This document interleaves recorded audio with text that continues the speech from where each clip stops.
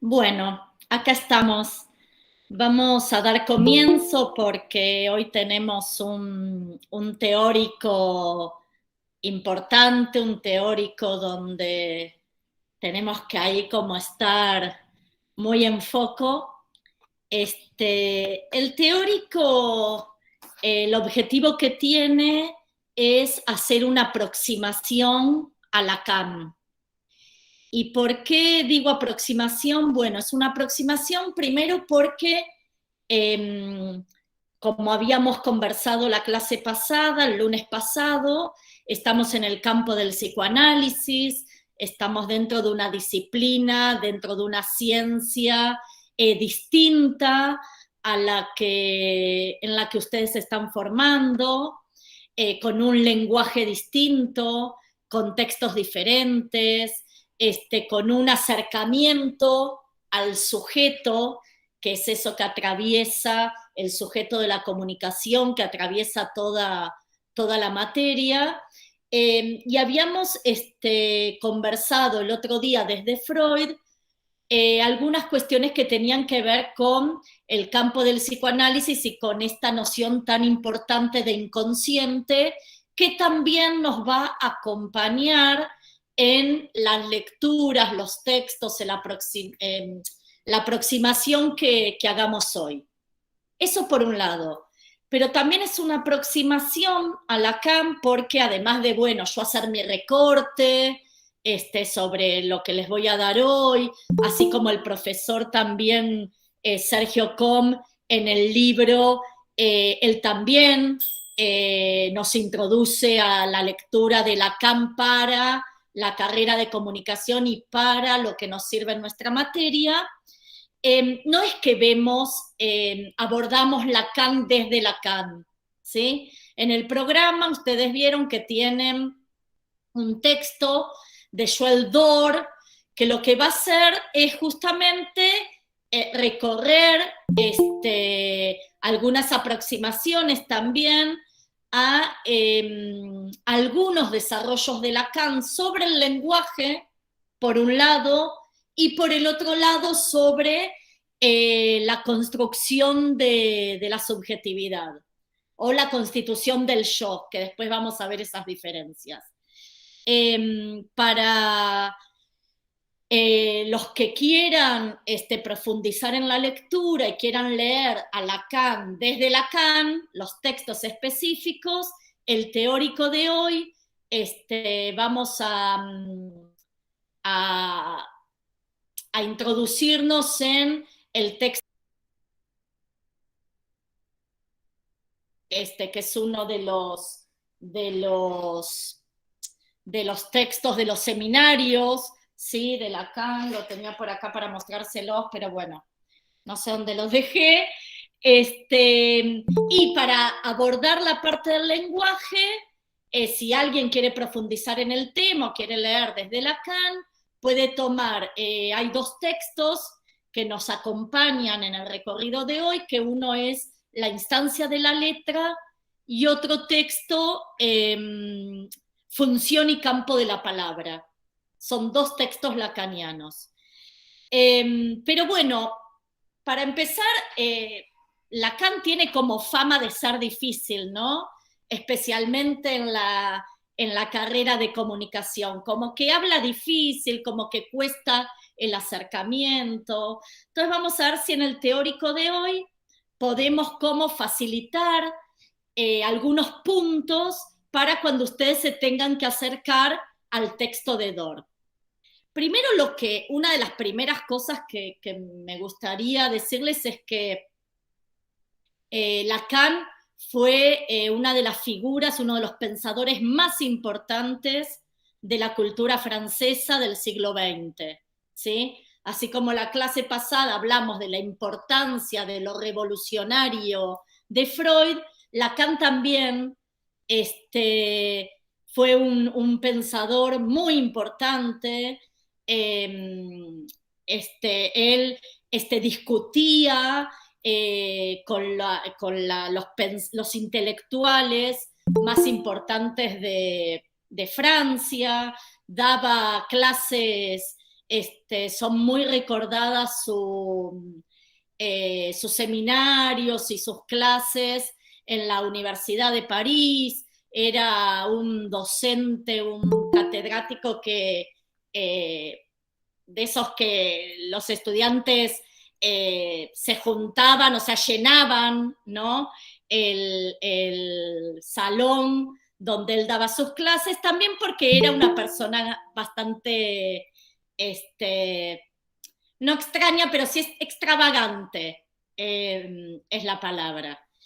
Y él lo que va a hacer, y eso es lo que a nosotros nos va a interesar, en puente con la clase pasada, es retornar algunos textos de Freud, pero desde otras disciplinas, desde otra postura, desde el estructuralismo. Entonces, una de las primeras cuestiones que nos interesa a nosotros como cátedra para cuando abrimos el abordaje al texto de Dor, es como lo podemos significar como dos puertas de entrada al texto. Una que es la puerta al lenguaje, que ahora vamos a ver qué cosas son las que son más importantes ahí para destacar. Después ustedes harán la lectura más profunda. Y otra puerta es la llamada el estadio del espejo,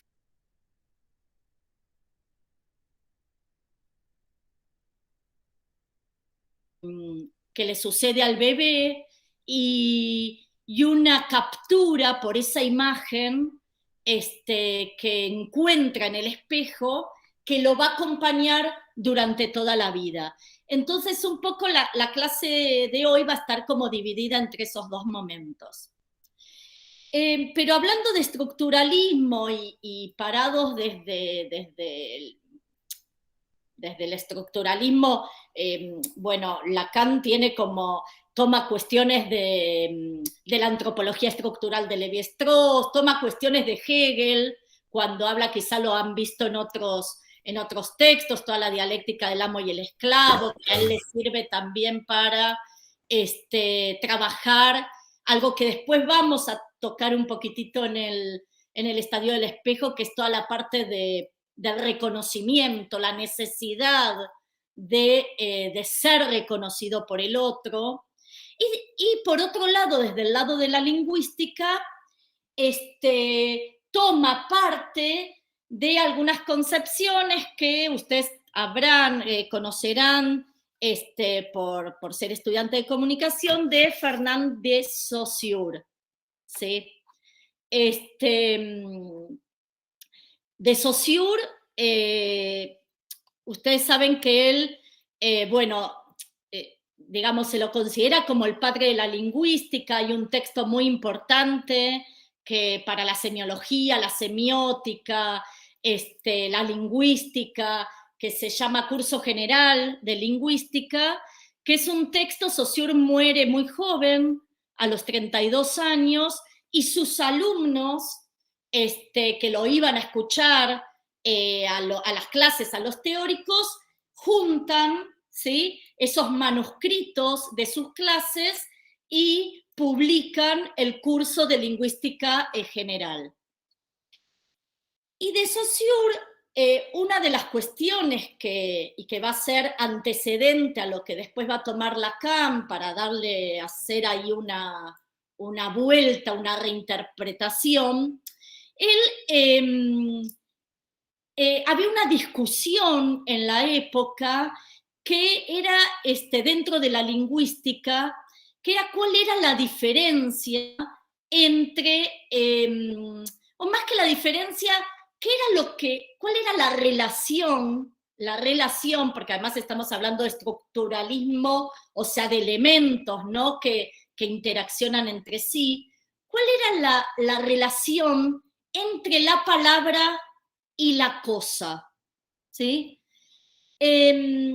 Y ahí lo que va a plantear de Saussure es que en realidad no hay relación entre palabra y cosa, sino que ¿Esto qué quiere decir? Que cuando uno nombra la palabra silla, en el objeto silla no hay nada que me esté hablando de la silla en la palabra silla. ¿Se entiende? No hay nada. No hay una relación entre lo que uno nombra, entre la palabra y la cosa. Lo que lo que va a plantear desde un primer momento es que el signo lingüístico, que ahora lo vamos a ver específicamente, es arbitrario, es convencional. Yo ahora voy a intentar, nunca lo hice en un teórico, pero me pareció que era más como visualizándolo se podía entender mejor. Voy a compartir pantalla para proyectarles el signo lingüístico de Saussure. A ver si...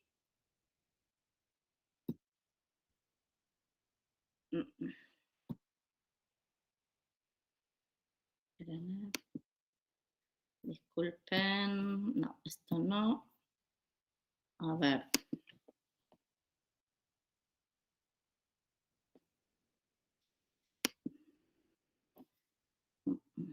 No. Un minutito.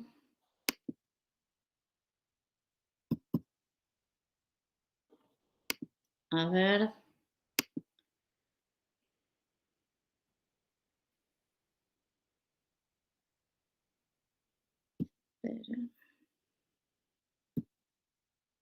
¿Ahí se ve proyectado?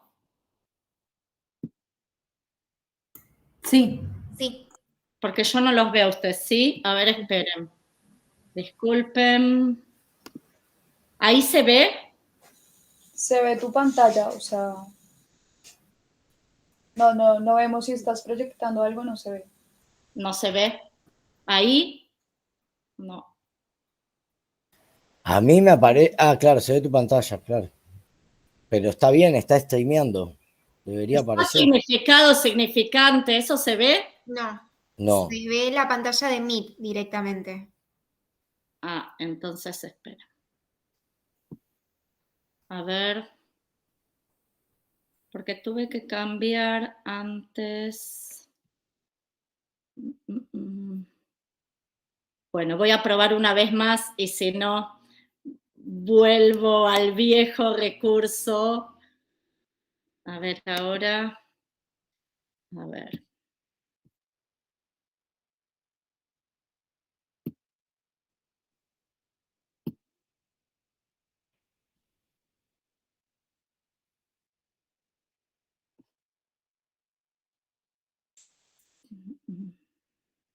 Se ve la pantalla, pero no se ve no se ve, ¿no? Sí. Las imágenes. Ahora sí. Ahora sí.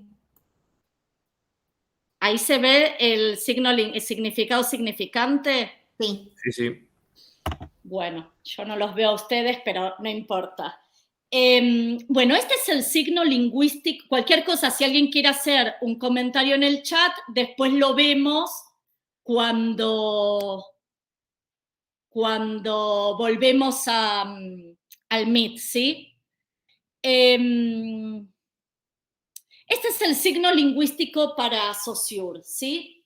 Lo que él lo que va a plantear es que hay un significado, hay una línea, un significante, una elipse que engloba al significado y al significante, y una flecha que baja y otra que sube al costado, que es lo que indica la reciprocidad, ¿sí?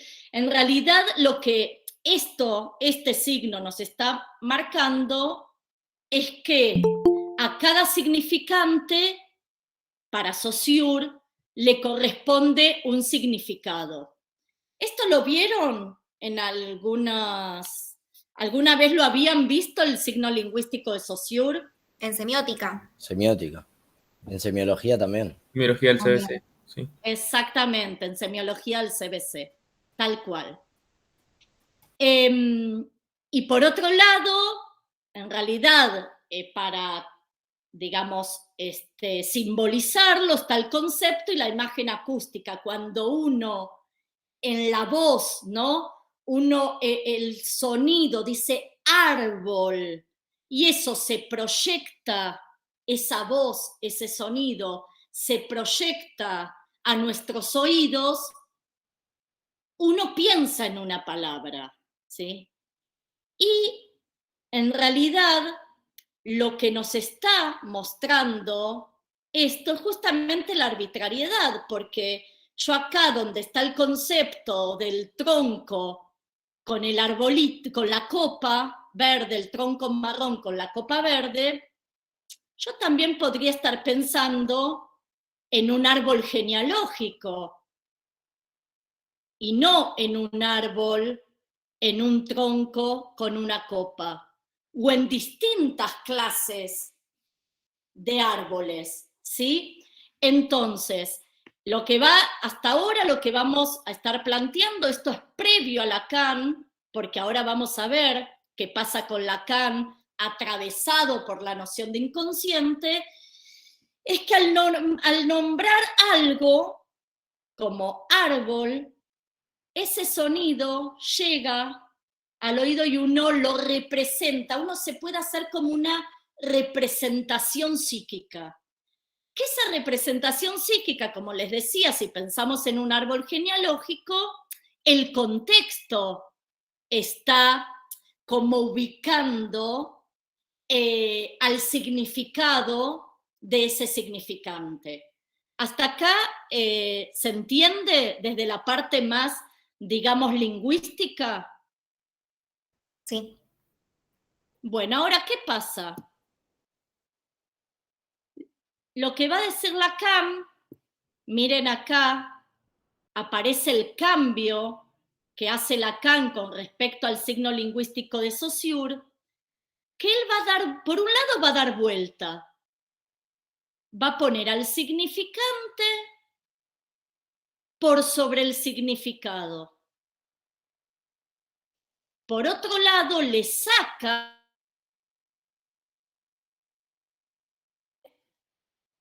que los unía como en un mismo, digamos, conjunto.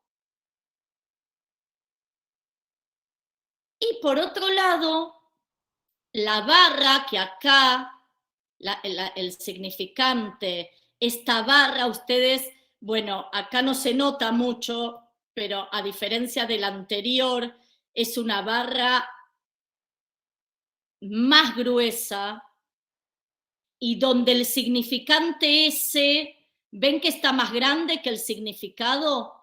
La S. Ujú. Eso nos está hablando de la preponderancia, de que lo que prevalece para el psicoanálisis, para Lacan, y ahora lo vamos a explicar, va a ser el significante por sobre el significado. Se sacan las líneas de reciprocidad, porque no es, acá hay un ejemplo, no es que ante un significante hay un significado. Acá hay distintas clases de árboles, que para uno, cuando uno escucha árbol, se le puede representar un tipo de árbol. Otro, se le representa el árbol que tengo en casa. Otro, un árbol muy especial de donde suelo ir de vacaciones. O también a otro, un árbol genealógico. Lacan pone el ejemplo de la palabra banco, ¿no? Cuando uno dice banco o dice voy al banco, eso puede representar, si bien hay un significante que lo nombro como banco, uno puede tener más de un significado, porque puede ser el banco como la casa bancaria donde voy a hacer un trámite bancario, el banco de la plaza. ¿Hasta acá se entiende? Entonces, lo que va a decir Lacan es que para un significante hay varios significados. Invierte el signo de Saussure para darle preponderancia al significante. Y a su vez marca marca la barra gruesa entre significante y significado para referir a que el significante se resiste a ser significado. Esa barra que está ahí es una barra de resistencia. El significante se resiste.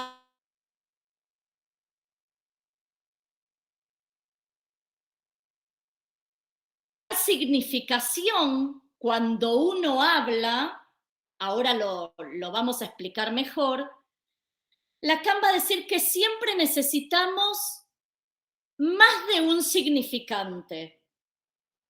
Que un significante por sí solo no me dice nada. Si yo digo madre, la palabra madre por sí sola no me dice nada. Si yo digo madre buena, madre mala, madre protectora, madre castradora, madre abandónica, siempre se necesita al menos dos significantes para dar significación. Una pregunta. Vamos.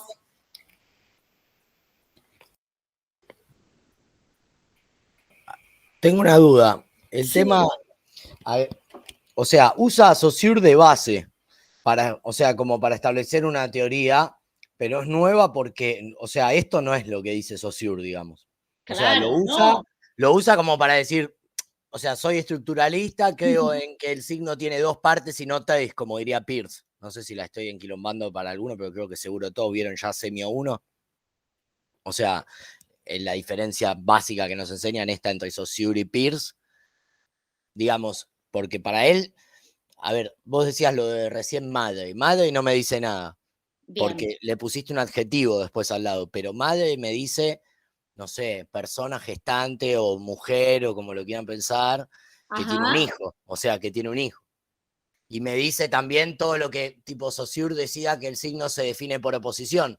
Madre me dice que no es tío, que no es abuela, que no es esto, que no es lo otro. Como que me dice un montón de cosas en sí, sola. Sí, sí. Claro, pero para Lacan, ahora vamos a ver lo que él va a hablar de una cadena de significantes. En esa cadena de significantes, él va a hablar, esto lo pueden ver bien en el texto de Dor, que va a ver como un dibujito donde él va, esperen que los voy a traer así nos vemos, así yo los puedo ver. Bueno, va a ver, en el texto de Dor, van a ver que hay como un dibujito que es como el desfiladero de la palabra, ¿sí? Entonces, ¿qué pasa? Cuando uno habla, uno está encadenando significantes, tras significantes, tras significantes. Ahora, ¿qué pasa? Lacan lo que va a decir, y esto es como una provocación, podríamos decir, y lo dijimos la clase pasada, lo dijo Lutsky en uno de los teóricos, lo dice Sergio Com al comenzar en el libro.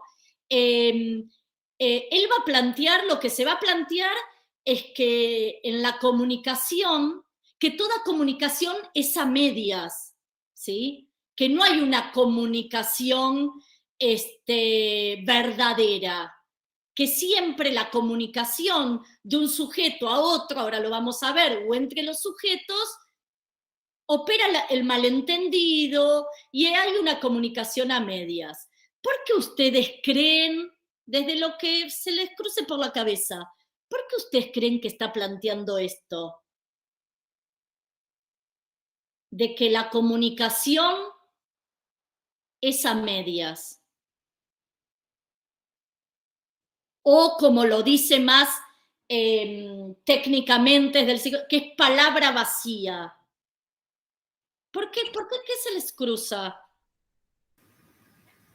Puede Que tener- también. Uy, perdón, seguimos. No, tranqui, anda. Bueno, dale.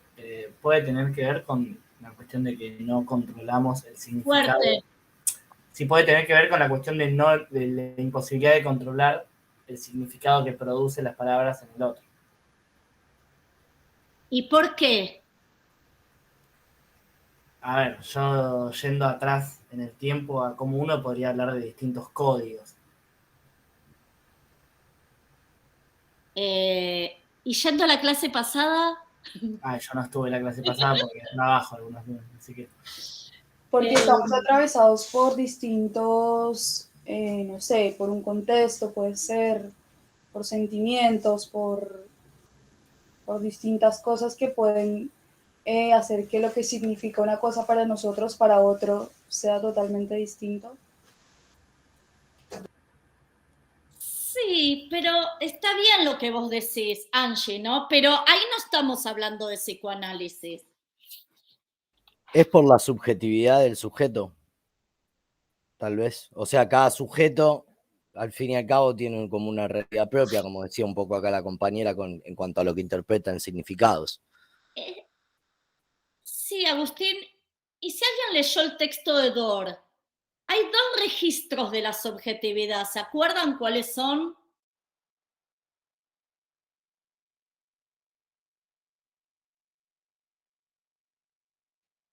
O quizá todavía no se acercaron al texto de Dor, no sé cómo, por dónde andan. Los que son estudiantes de los sábados, nos falta un montón para ver a Lacan. Tiene que ver con lo que Agustín dice del registro de la subjetividad, y desde el psicoanálisis, Dor lo explica bien, tomando a Lacan, vamos a estar hablando de un sujeto del enunciado, por un lado, y sujeto de la enunciación por el otro. De lo dicho por un lado y del decir por el otro. Son dos registros de la subjetividad que están separados por lo que Lacan, Dor, lo habla también ahí, por la spaltum, por una hendidura. Y esto tiene que ver, por eso yo les decía si se acordaban algo de la clase pasada, con la división del sujeto. Que hay un sujeto que habla, pero al hablar no sabe lo que dice o no puede ser dicho todo. ¿Se acuerdan cuando hablamos de la falta, la clase pasada, de la castración del sujeto sujetado, del sujeto castrado del psicoanálisis? Bueno, estamos hablando de esa cadena de significantes, que es una cadena que le falta un eslabón, que tiene algo perdido, porque así como dijimos al comienzo de la clase, que al decir la palabra silla, no hay nada en la palabra silla que represente a la silla, tampoco nos podemos nosotros representar o decirnos o hablarnos o representarnos en nuestra totalidad. Y esto lo vamos a hacer un paréntesis porque lo vamos a ver ahora bien en el estadio del espejo.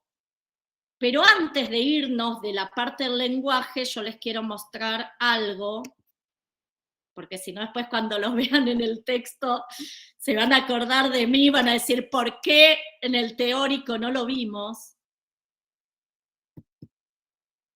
A ver.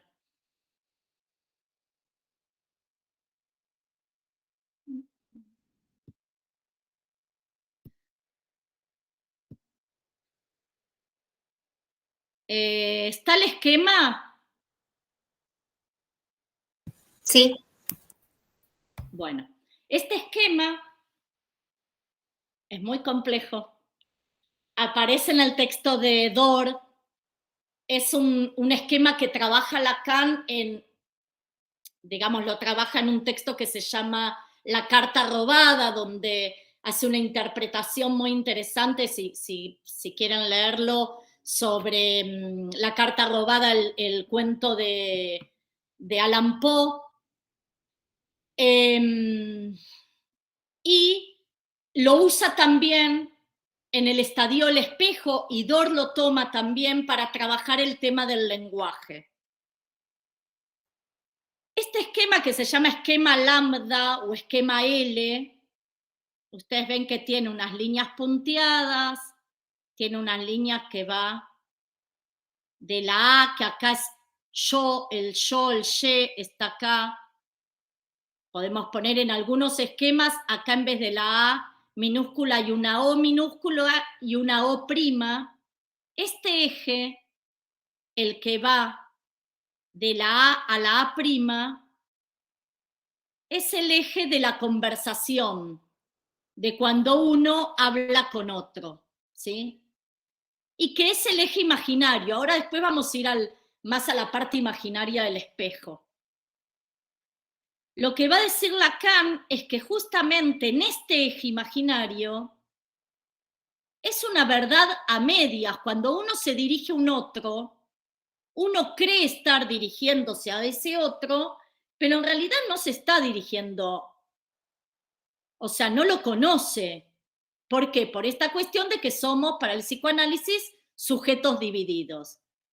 Ahora bien, acá, donde está la A con mayúscula, que es el gran otro, ven que dice otro con mayúscula, en otros esquemas, creo que en el de Dor, en vez de una A mayúscula y una O grande, una O minúscula, es el lugar del inconsciente.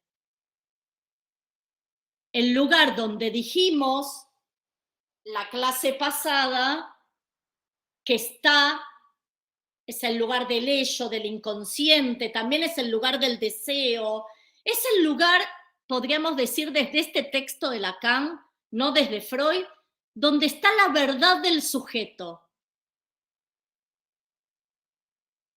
que puja por salir, tiende a salir y se choca con el muro del lenguaje. Y ven que acá hay una línea punteada. Esta línea punteada va al sujeto, porque recuerden que sujeto, lo vimos en la clase pasada, no es lo mismo que yo. Una cosa es el yo y otra cosa es...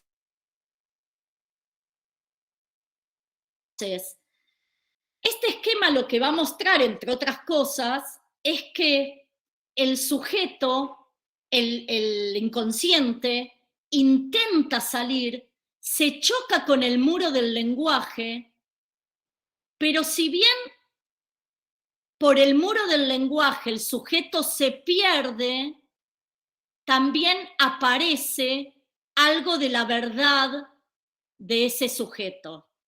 Esperen que voy a volver, así los puedo ver y los puedo explicar más mirándolos.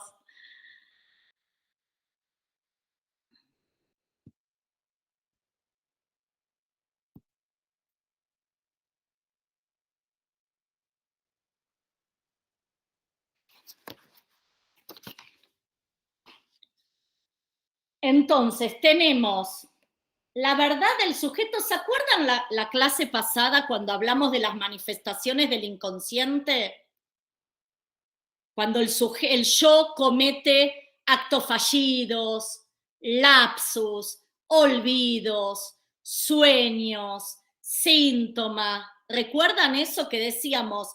Es la manera que tiene el inconsciente de manifestarse, ¿sí? En el plano consciente. Por eso también en el texto se diferencia lo dicho del decir, el enunciado de la enunciación.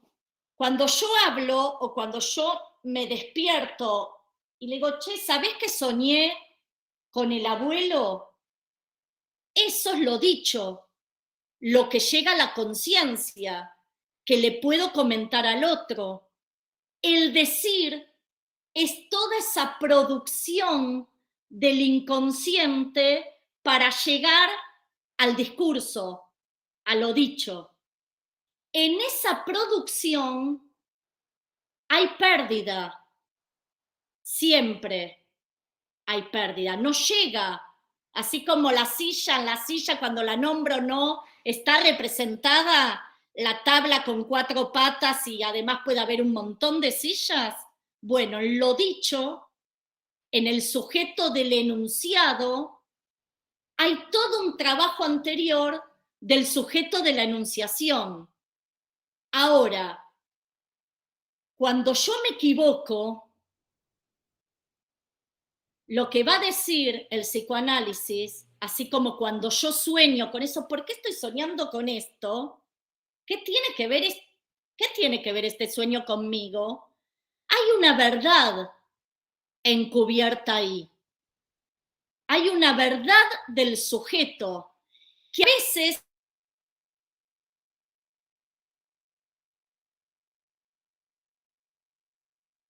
interpretación del analista, que ahora vamos, justamente una de las cuestiones que va a decir el psicoanálisis francés, lacaniano, va a decir, el analista tiene que estar atento a los significados, a los significantes del decir más que a los significados de lo dicho. El analista, a ver, tiene que prestar atención cómo llega ese discurso y qué pasó en esa enunciación, en esa fábrica del decir. Entonces, cuando el sujeto que recién veíamos en el esquema, el lugar del inconsciente, intenta, puja por salir, aparece a veces disfrazado, a veces con representantes, aparece en el discurso aparece y se pierde el sujeto. Si, por ejemplo, el día que un diputado está por asumir y va a jurar y dice, juro por Dios y por la plata, en ese equívoco hay algo que está hablando del sujeto del psicoanálisis, que es el verdadero sujeto, no es el yo. Hay algo ahí de la verdad, está bien, uy, me equivoqué, bueno, pero apareció el equívoco. Y ese equívoco guarda una verdad del sujeto. ¿Se entiende? Es complicado entenderlo porque es, cuando estamos hablando de psicoanálisis, esto lo veíamos el lunes pasado, estamos hablando de otras instancias, ¿sí?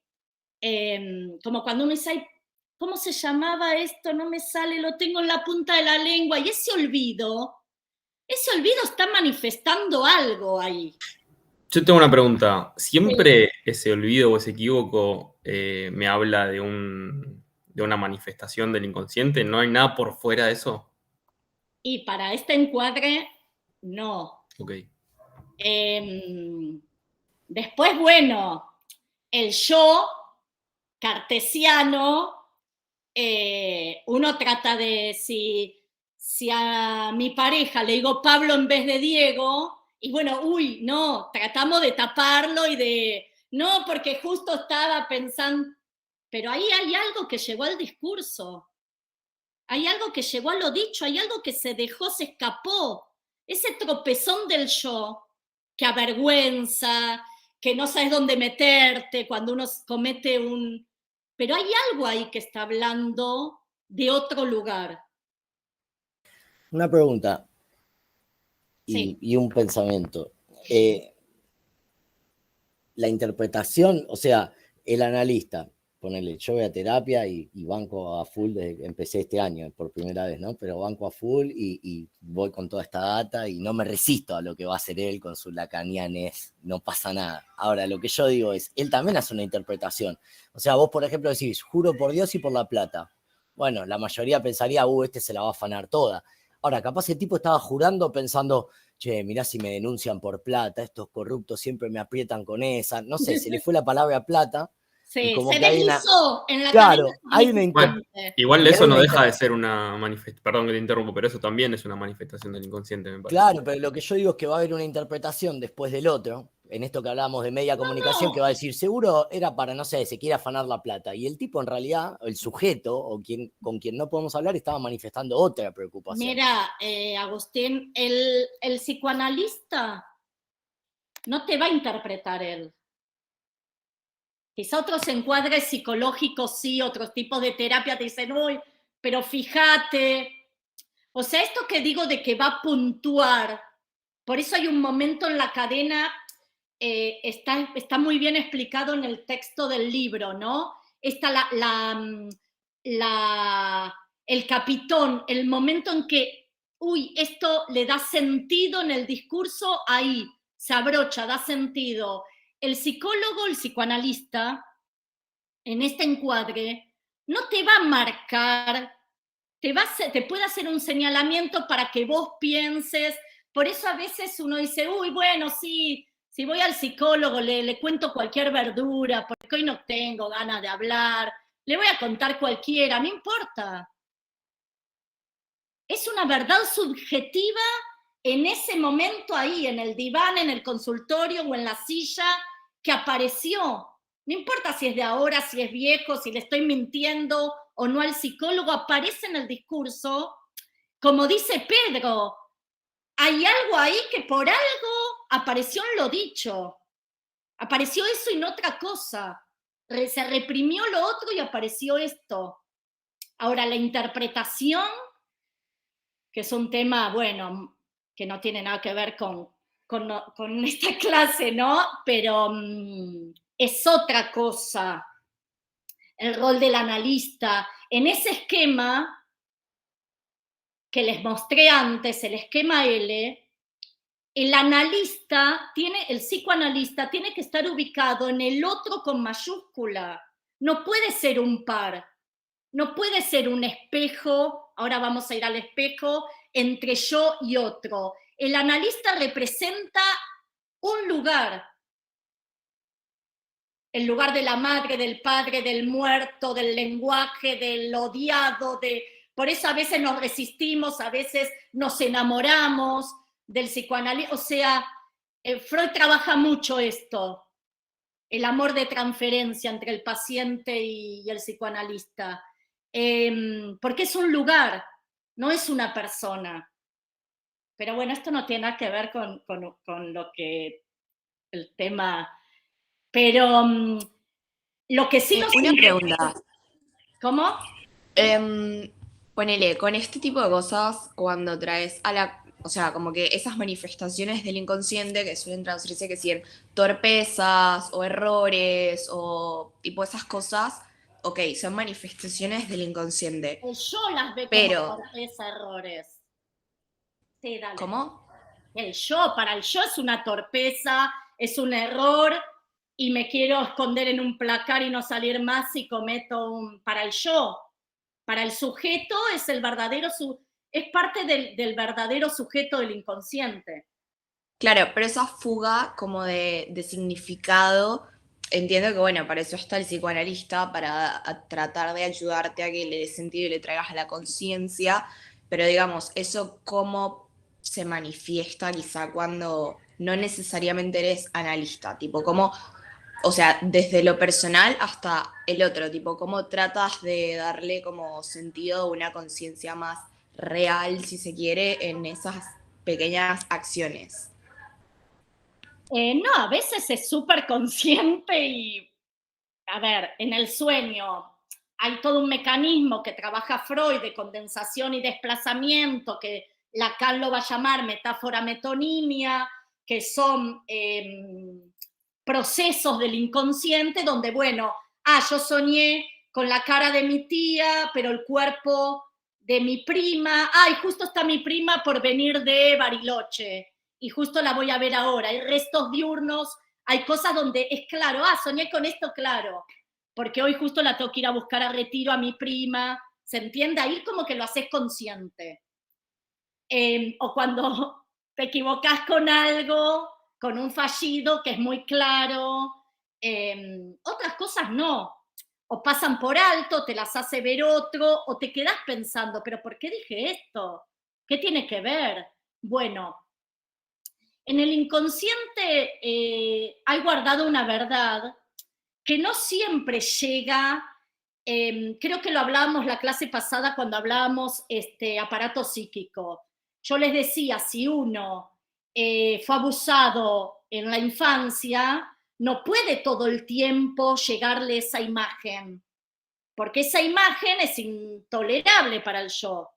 Por eso también existen los sueños de angustia. ¿Qué pasa en los sueños de angustia o las pesadillas? Te terminás despertando justo en el momento en que te iban a matar, en que te estabas acercando a la angustia total, te terminás despertando porque es algo intolerable para el yo. Entonces, hay determinadas situaciones, manifestaciones del inconsciente que nada, pasan a ser una risa, otras que tomás conciencia, sí, esto tiene que ver con esto, y otras que decís, ¿por qué? Y bueno, llegan como en forma disfrazada. Los significantes, por eso Lacan va a decir que volvamos por ejemplo, al ejemplo del fallido, del diputado, él va a decir, cada acto fallido es un discurso logrado. ¿Por qué es un discurso logrado? Porque por debajo del discurso se asoma, para el psicoanálisis, este psicoanálisis, el verdadero sujeto. ¿Se entiende? Y otra consulta, esto es todo lenguaje en cuanto a signos, o sea, palabras, letras, la imagen no es, o sea, no entra, digamos, en el sentido de nosotros no podemos mediante el lenguaje decir quiénes realmente somos, pero tenemos una imagen que damos, viste que a veces pareces más contento, a veces más triste. Sí, te entiendo. No, la imagen también hay significantes. De hecho, en el sueño es el claro ejemplo, porque vos no soñás con palabras, vos soñás en imágenes y esas imágenes en blanco y negro o en color no sé qué, las transformás en algo narrativo cuando te despertás y a tu mujer le contás el sueño. Y vas después al laburo y contás y le sumás otra cosita, porque también me acordé que también soñé con esto. ¿Se entiende? El sueño es muy claro, porque en el sueño vos la imagen la tenés que transformar en una narrativa. Es como cuando uno vive una experiencia traumática y después la tiene que contar, ¿no? Muchas veces no puede contarla, o ¿qué hace ¿qué se hace? Se reprime. Por eso muchas veces dicen que en las experiencias muy traumáticas no hay que todo el tiempo estar preguntándole a la víctima que cuente cómo fue, a ver la declaración, volvemos a contar, porque eso se reprime. Y muchas veces se reprime y después de unos años afloran ciertos recuerdos traumáticos, ciertos discursos, ciertas cosas que te resuenan de que ahora vamos a ir al espejo de que alguien te lo dijo y que eso que te dijo alguien fue alguien significativo, y cómo eso te hace marca y cómo vos a veces después lo volvés a repetir con tus hijos aun cuando fue algo doloroso para vos. Es complicado. Pero bueno, lo que nos interesaba a nosotros en este texto es que cuando ustedes se encuentren con sujeto del enunciado, sujeto de la enunciación, lo dicho, el decir, estén como que sepan que ese desfiladero de la palabra de la cual va a hablar Dor encierra un discurso donde en el discurso y en el lenguaje aparece y desaparece el sujeto del inconsciente.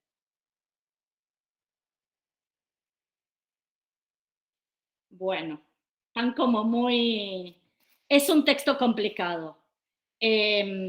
Y por eso lo leemos desde otros autores y además porque, nada, hago todo el intento para que se pueda como entender por qué es complicado de explicarlo. Una ahora, consulta, ¿cómo? perdón. Una consulta que por ahí no sé si tiene mucho que ver, pero Sí. me acuerdo que en uno de los teóricos, como que otro de los profes mencionó como que la materia, o no recuerdo en qué parte, se iba a mencionar como el tema de la hipnosis, pero no como usualmente se ve en películas y qué sé yo, sino como en relación al proceso de comunicación. Tipo, ¿eso tiene que ver con todo este tema del inconsciente, del No, para psicoanálisis y de nada. cómo se trata? O... No, para nada. Te digo dos cositas, nada más, así no nos vamos de tema. La hipnosis de la primera época de Freud trabajó con la hipnosis, que era el péndulo, mirar, entrar en estado de somnolencia y con la presión en la frente a los pacientes iba aflorando el inconsciente. Era la época freudiana que el inconsciente era como simbolizado como una chimenea, ser consciente de lo inconsciente, hablar, pero en estado. La hipnosis después se abandona, Freud abandona la hipnosis porque, porque hay un poder del hipnotizador sobre el hipnotizado no es consciente totalmente de sus actos, y además porque también lo que pasaba en esa época, estamos hablando de 1800, 1900, 1890, 1900, la paciente cuando se despertaba, quizás se le iba el dolor, la parálisis del brazo. Hay muchos casos clínicos de Freud sobre parálisis, pero después volvían. Se deja de usar la hipnosis y aparece lo que se usa hoy en día en psicoanálisis, que es la asociación libre. Que el sujeto hable y que haya un otro que esté ahí en la escucha, atención flotante, se llama para el psicoanálisis. Lo que vos comentaste recién es algo que dijo Lutsky en el primer teórico. Hay un momento del programa de la materia que lo llamamos comunicación inductiva. Es un tipo de hipnosis naturalista, como la hipnosis como una conducta consciente. Por ejemplo, como ese estado hipnótico cuando uno se queda fascinado viendo, no sé, una serie y desaparece el mundo exterior. ¿Te acordás que el sábado lo hablamos? Algo de esto que hablábamos más del zen el sábado, pero como ese estado de trance, podríamos decir. Como de trance, pero de tránsito. Pero no tiene nada que ver eso que nombró Lutsky con esta hipnosis psicoanalítica de las primeras épocas freudianas. Ok, genial. Era esa duda, tipo, por eso dije que por ahí salía. Lo dije así velozmente. Ahora bien, los significantes, volvemos, no los vamos a dejar ya irse, los significantes nos preceden al nacer, ¿sí? Cuando nosotros nacemos, ya hay una lengua esperándonos, ¿sí? No es que decimos, a ver, voy a ser un bebé que habla en inglés o en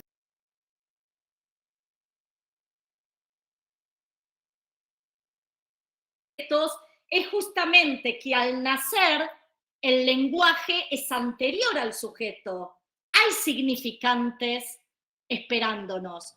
Hay una lengua materna, pero también, en el mejor de los casos, hay una mamá, un papá, alguien que nos deseó, alguien que nos puso un nombre, que nos esperó un montón de meses, que nos preparó una habitación, ¿sí?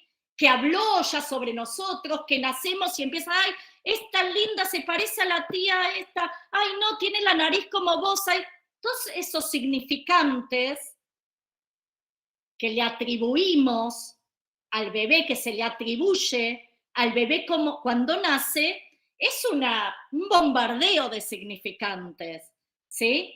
Que están antes, que forman parte de la cultura y una cultura esperando ese niño o niña y lo inserta en una lengua materna, en una cultura y en significantes.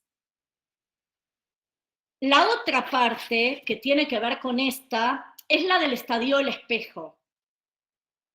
El texto de Lacan se llama Estadio del espejo como formador de la función del yo. Y sigue, tal cual aparece en la experiencia psicoanalítica. Ese título, Estadio del espejo como formador de la función del yo, hay algo muy importante que nos dice ese texto y que es fundamental para el psicoanálisis y diferente a lo que venimos viendo hasta ahora, que es que uno no nace con un yo. El yo es algo a construir, el yo es algo a constituirse. Ahora vamos a ver cómo. De hecho, cuando vean el texto de Dor, él lo dice claramente, y el bebé es puro ello. Si volvemos a la clase anterior, el ello es el lugar de la pulsión, del deseo, ¿sí?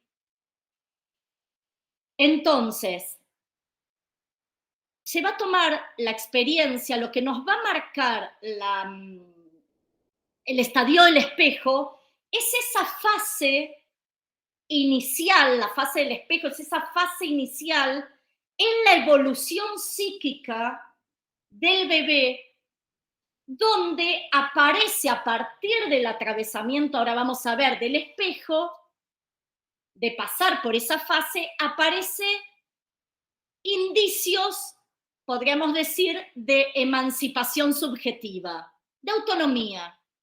Algo habíamos hablado la clase pasada sobre la necesidad de ese corte mamá-bebé. Recuerden que también habíamos dicho la clase pasada, y es muy importante esto, de que estamos hablando de función materna, función paterna, no de madre-padre, función. Y habíamos dicho, la función materna la puede cumplir la abuela, ¿sí? O si no tiene padres, la puede cumplir una institución. La función paterna, que es más la función de la ley, la puede cumplir la madre también. Porque son funciones, cuestiones que operan, ¿sí? Entonces, cuando hablamos del lenguaje, estábamos hablando del acceso a lo simbólico. Y acá, desde el espejo, vamos a estar hablando de lo imaginario. Entonces, hay una experiencia que se puede hacer con cualquier... El primero que hace estas experiencias con niños es Wallon, de niños frente al espejo, que en los animales es bien diferente la relación, lo que pasa cuando uno pone frente al espejo un animal. Una de las primeras cuestiones que va a decir Wallon es que en un primer momento el niño enfrente al espejo no se reconoce, piensa que es otro. ¿Qué piensan ustedes de esto? Lo que se les cruce. Hay un primer momento donde el bebé cree que ese es otro. Un segundo momento donde sí, sí, ese soy yo. Va a aparecer como experiencia psíquica. ¿Qué piensan ustedes de eso? Me parece más que probable. Yo soy padre y lo vi con mi hija, pero es normal, o sea, nunca se vio. No nos podemos ver a nosotros mismos, solo en espejos, justamente, o en cámaras. Ajá. O sea, vos decís que es lógico porque nunca se vio. Claro, es normal que piense que cualquier otra persona que está fuera de sus ojos es otro. ¿Se entiende la metáfora fuera de sus ojos, no? O sea, no está dentro de su cuerpo. Totalmente. Sí, algo de esto hay, es cierto lo que decís. Lo que le sucede al bebé tiene que ver con esto que dice Agustín, lo que va a demostrar esa experiencia psicológica, además de que el primer yo siempre es otro, y esto se puede ver en los juegos infantiles claramente. Primero porque cuando el niño empieza a hablar, le cuesta decir yo. Dice, Fede quiere banana. O la nena quiere, cuesta el poder apropiarse del yo. Pasa también en la primera infancia cuando son muy chiquitos, que quizá le pegan a otro nene y terminan llorando los dos. Hay una identificación entre el yo y el otro, que ahora vamos a ver. Pero esto que decía el compañero, la imagen le devuelve por primera vez algo que no tenía, que es una forma. En el segundo momento, puede entender, representarse, que ese que está ahí, especular, ese que está ahí en el espejo, es él. ¿Pero por qué? Porque hay otro, y ahora vamos, esto es muy importante, pero muy importante. Hay un otro que lo sostiene. Ese otro que lo sostiene, otra que lo sostiene, al niño, a la niña, es un otro simbólico, que si bien el bebé puede, porque no es una experiencia, un bebé de 10 meses no va solo, va al baño, se sube a una silla, se mira en el botiquín, en el espejo del baño, se peina, no, necesita ser sostenido por otro. Si bien el niño puede representarse que si este que está en el espejo, esta, es igual a esta, mamá, que me está haciendo upa, entonces ese soy yo, pero más allá de eso, que es una experiencia concreta, sí, una experiencia que se puede hacer sosteniendo a un niño frente al espejo, hay todo, Lacan va a decir que está el reconocimiento, no hay conocimiento, hay reconocimiento en esa imagen que le devuelve el espejo, porque hay un otro que lo está sosteniendo. Y cuando acá hablamos de sostén, no estamos hablando solamente de sostén de UPA, sino de un sostén, un andamiaje psíquico, simbólico, que lo va a acompañar durante toda la vida y que va a hacer que cada vez que nos miremos al espejo, digamos, ah, sí, soy yo, ¿no? Ni siquiera nos lo vamos a preguntar, ¿no? Pero que en realidad no somos. Esa es también la diferencia con el psicoanálisis, porque si volvemos a lo del lenguaje, al concepto de silla, y a que no puede ser todo dicho, o no hay nada, cuando yo digo yo soy María Marta, ah, bueno, sí, ¿qué tiene? No hay identidad ahí, porque hay un montón de María Martas. Entonces, como no hay nada que me represente, también nada de lo que aparece en el espejo puede en su totalidad ser, digamos, espejable. No hay nada, ¿no? Nunca nos podemos ver en el espejo como totales. Y esto también tiene que ver con lo perdido del psicoanálisis. Porque si yo me miro acá, en el espejo, no me puedo ver la nuca. Y si me pongo los dos espejos, como a veces en las peluquerías, que te ponen los dos para ver, no te podés ver las piernas. Y si tenemos un espejo completo hasta los pies, no nos podemos ver las plantas de los pies. Siempre hay algo perdido. como estructura. Siempre. Nada puede ser reconocido en su totalidad.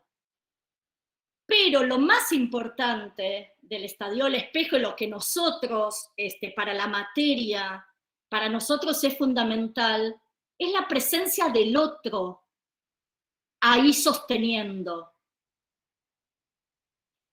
Recién yo introducía el estadio del espejo hablando de los significantes, ¿no? Que nos atraviesa. El bebé está como todo el tiempo atravesado por significantes. Como a veces esas palabras que uno dice, por eso siempre decimos, ojo con lo que le decimos a un niño, ¿no? Cuidado. Aunque esté en la cuna y tenga meses, días, semanas, ojo con lo que decimos, porque esos significantes, viniendo de personas significativas, dan significaciones que después nos acompañan toda la vida. Cuando uno le dice a un hijo, sos un burro, o por vos no tengo tiempo para salir a pasear con mis amigos, o me tengo que dedicar a vos, o te portaste tan mal que mirá, papá se enojó. Todas esas cosas, esos significantes, esos dichos, atraviesan la subjetividad y nos deja marca lo bueno y lo malo. Por eso hay una frase que a mí me gusta mucho de Lacan que dice, somos lo que somos porque hay alguien que nos quiso, porque hay alguien que nos deseó, porque hay alguien que nos lloramos y vino a cambiarnos el pañal, alguien acudió a nuestro grito de hambre, ¿sí? Alguien nos preparó, alguien nos llevó de la mano a la escuela. Todo eso forma parte de la estructura del sujeto y nos constituimos por esos otros. Y esto es fundamental, chicos, y es lo que nos permite, la salud mental pasa por ahí, por lo menos para mí.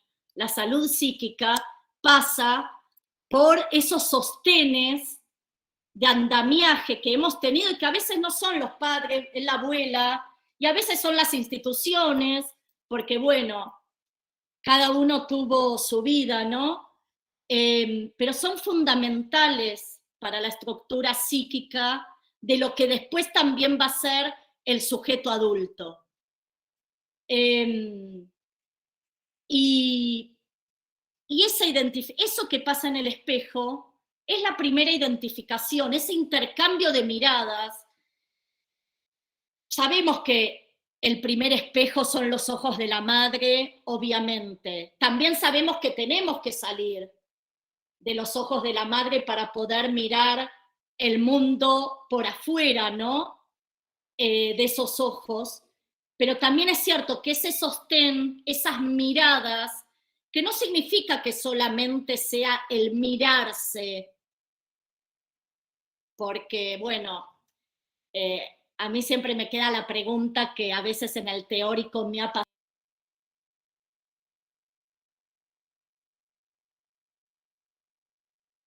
Más allá del ver, la mirada es la caricia, la mirada, hablando de comunicación, es que alguien decodificó el mensaje. El bebé no puede hablar, el bebé llora y tiene que haber alguien decodificando ese mensaje. Y ahí aparece el que decodifica desesperado, tendrá gases, tendrá hambre, se quedó hambre con la teta, vamos al hospital a ver qué le pasa, le duele la panza, lo acunamos, le cantamos una canción. Alguien acude al llamado, al llanto, decodifica como mejor puede, porque siempre hay falla. Yo siempre le digo a mis alumnos algo que aprendí en la facu, ¿no? En psicología. Una cosa es la falla materna, todas fallamos como madres, y otra cosa es la falta. Son dos cosas muy diferentes. Una cosa es la falla y otra cosa es la falta. y uno decodifica ese mensaje como puede. Y cuando uno crece y puede reconocerse en esas fotos, en esas imágenes, también es porque hubo otro que le dice, ese sos vos. Y en el espejo pasa eso. O cuando uno dice, ay, no sé, el lindo de mamá, o mirá, sale, todos esos significantes son significantes de sostén, en el mejor de los sentidos, no los significantes, digamos, amorosos. Son significantes de sostén de estructura psíquica. Y por más que nos identificamos, porque no hay identidad, esto también es algo que en psicoanálisis, bueno, no tiene que ver con el tema nuestro, pero en psicoanálisis no hablamos de identidad justamente porque no hay nada que nos da identidad. Hablamos de identificación, y esa identificación en el espejo tiene que antes ser reconocida por ese otro que nos sostiene en la vida y nos sostiene psíquicamente. ¿Se entiende más o menos por dónde va la importancia del estadio del espejo como constitución de la subjetividad, como construcción donde es posible porque hay otros? Es lo que no tuvo Narciso, lo hablamos la clase pasada. Narciso se ahoga, se muere, porque se queda atrapado en su imagen, sin poder ver a los demás, ¿no? Sin poder, y esto es fundamental en la comunicación, y por eso nos parece, o me parece, tan importante que se vean estos temas en la facu. Primero porque, por muchas cosas. Primero porque esto de que cuando uno habla o se comunica hay una parte inconsciente que está ahí y que no se muestra en el fluir de la comunicación. Después por la necesidad, lo importante que son los otros para la construcción del yo. Y bueno, y también todo esto que estuvimos hablando del lenguaje que nos atraviesa, que nos precede, que nos hace sujetos, sujetados, que no siempre sabemos lo que decimos, y cómo es el sentido que el otro le da a nuestra vida, ¿no? a nuestra construcción. Es sumamente importante, y hablando de salir, correrse de ese sujeto cartesiano todopoderoso del pensamiento y poder entrar en la comunicación a explorar otros sentidos, otras cuestiones que tienen que ver con lo simbólico, con lo imaginario, con un montón de cuestiones que nos puede aportar el psicoanálisis para la comunicación. No sé si alguien quiere decir algo, comentar algo. Hay mucho para hablar, no sé. Espero no haberlos mareado. Pero los escucho si alguien quiere comentar algo.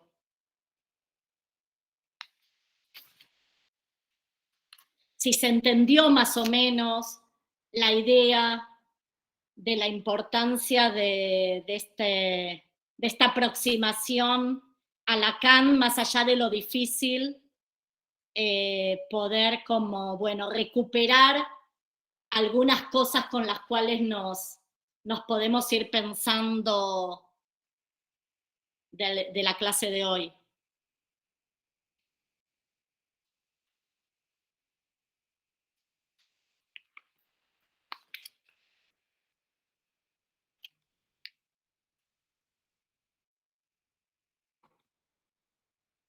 Bueno, si no hay preguntas, quizá a veces uno se va con más preguntas que respuestas. o se queda después pensando algunas cosas, saben que siempre nos podemos comunicar o retomar en otras clases algo que les haya quedado ahí dando vueltas pensando. Así que bueno, gracias. Profe, perdón. Sí. En mi caso particularmente no leí los textos, entonces tomé nota de lo que pude, le saqué captura a las presentaciones que mostraste, pero en caso de que al leer los textos tenga alguna duda que no me sirva con las notas que tomé, ¿puedo consultar? Sí, Mandar por mail. supuesto. Primero que yo estoy todos los lunes acá. Y sí, me escriben. Mi email es villalbamariamarta@gmail.com. No sé si hubo, yo ni miré el chat. Ah, no, hoy no hubo chat. Villalba María Marta.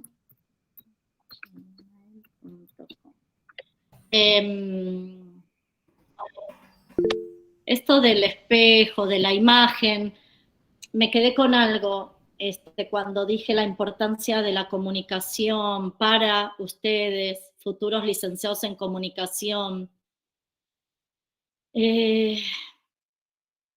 Hoy el tema de la imagen es todo un tema que también da para hablar un montonazo. En el texto, en el libro, hay todo, las últimas hojas están como dedicadas a la cuestión de la virtualidad, ¿no? De la representación, porque toda imagen es una representación de, ¿sí? Sabemos que no es, cuando uno dice, mira una foto y dice, ah, este soy yo. No. Mira una foto, no sé, yo encuentro en la casa de mi mamá una foto de, no sé, del año 1980, y digo, uy, acá estoy yo. Sí, bueno, uno se reconoce, pero en realidad esa soy yo a los 10 años, ¿sí? No soy yo ahora. O cuando uno dice, uy, se mira al espejo y dice, uy, qué cara que tengo, y ya, bueno, parece que uno quería encontrarse con otra cara, ¿no? Y se mira al espejo y aparece esa cara. Digamos, hay un montón de cuestiones con el tema de la imagen, y no es casual que, por ejemplo, las patologías alimentarias, la bulimia, la anorexia, las suelen llamar patologías del espejo, ¿sí? Porque hay ahí toda una cuestión de que quizá en la anorexia, por ejemplo, el esquema corporal, el espejo te devuelve una imagen que no es la que uno, ¿sí? Se ve gorda cuando pesa 30 kilos.